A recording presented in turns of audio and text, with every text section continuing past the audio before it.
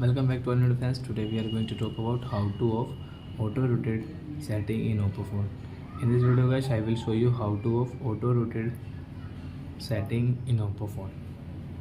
So before starting video fans, I want to tell you, if you new in my channel and you are watching the video first time, so first of all go and subscribe my channel, click the bell icon.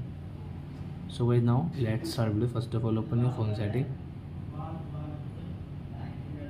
After that guys, click on display and brightness setting.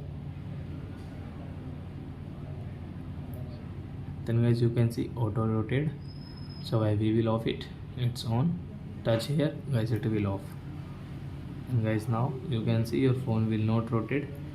Example for guys, we are taking YouTube. So you can see it's not rotate.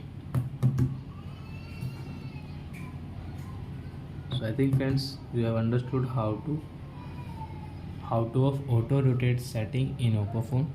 So that's it guys, thanks for watching my video guys. Now we will meet on next video with new topic. If you guys, please go and like and subscribe my channel.